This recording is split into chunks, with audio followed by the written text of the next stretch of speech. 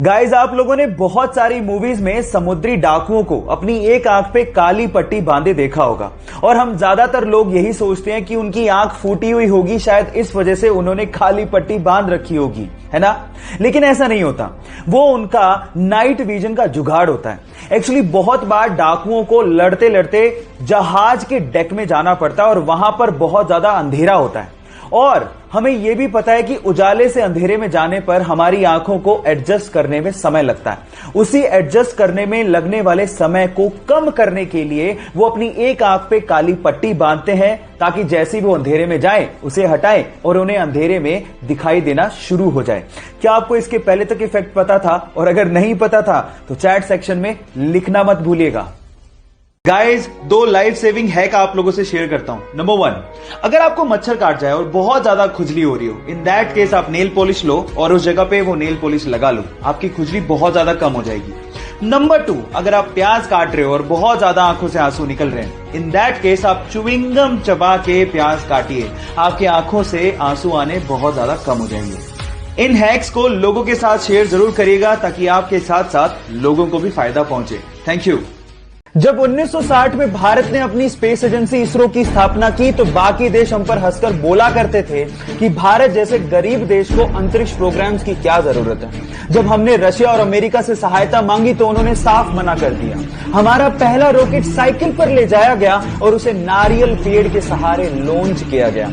इतने बुरे दिन देखने के बावजूद भी आज इसरो ने भारत को अंतरिक्ष प्रोग्राम्स में बुलंदियों पर पहुंचा दिया है। भारत 2013 में मंगल ग्रह पर पहली ही कोशिश में पहुंचने वाला पहला देश बना और साथ ही साथ इसरो ने 2017 में एक ही रॉकेट से 104 सैटेलाइट को लॉन्च करके रिकॉर्ड बना दिया और आज इसरो वर्ल्ड की रिनोन स्पेस एजेंसीज में से एक है। So proud to be an Indian. Guys, क्या आपको पता है कि हमारे देश में एक बार 0 रुपए के नोट भी छापे गए थे? अब आप लोग कहेंगे 0 रुपए के नोट वो किस काम के? डोंट वरी, मैं आपको बताता हूं। ये 0 रुपए के नोट आरबीआई ने नहीं बल्कि फिफ्थ पिलर नाम की एक संस्था ने छापे थे और उन नोट्स के ऊपर लिखा हुआ था कि अगर आपसे आपके हक के काम के लिए कोई रिश्वत मांगे तो उन्हें ये नोट दो और हमें बताओ। ये एक्चुअली एक तरीका था अपना गुस्सा जाहिर करने का, क्योंकि आपके हक के काम के लिए कोई रिश्वत क्यों मांगे। ये भ्रष्टाचार को कम करने का तरीका आपको कैसा लगा? चैट सेक्शन में लिखना मत भूलिएगा। गाइस, मान लो कि अगर किसी दिन डॉल्फिन और शार्क की भिड़ंत हो जाए तो क्या होगा? तो आप लोग कहेंगे कि प्यारी सी दिखने वाली डॉल्फिन इस खतरनाक शार्क का क्या बिगाड़ लेगी। तो आप गलत हैं।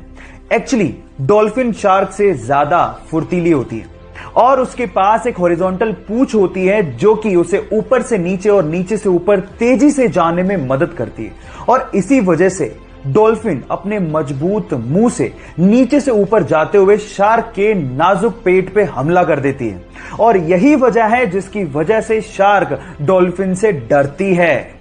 गाइस, जो दिखता है वो होता नहीं है।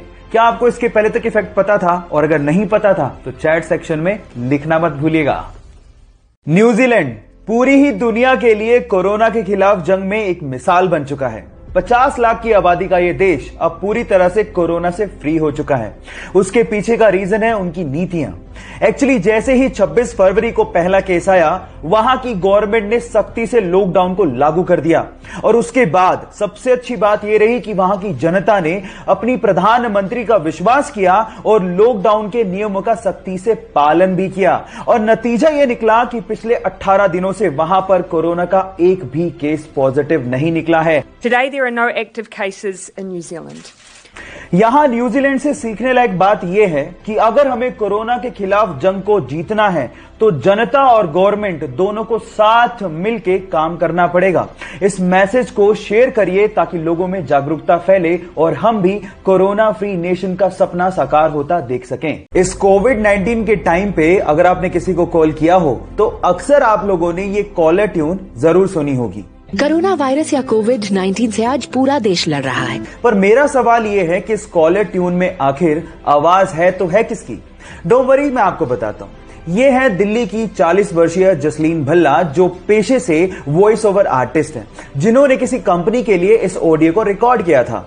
लेकिन इतनी सुरीली आवाज होने की वजह से नॉर्थ इंडिया के हर फोन के लिए इस कॉलर ट्यून को यूज किया जाने लगा। क्या इसके पहले तक इफेक्ट आप जानते थे? और अगर नहीं जानते थे तो चैट सेक्शन में लिखना मत भूलिएगा।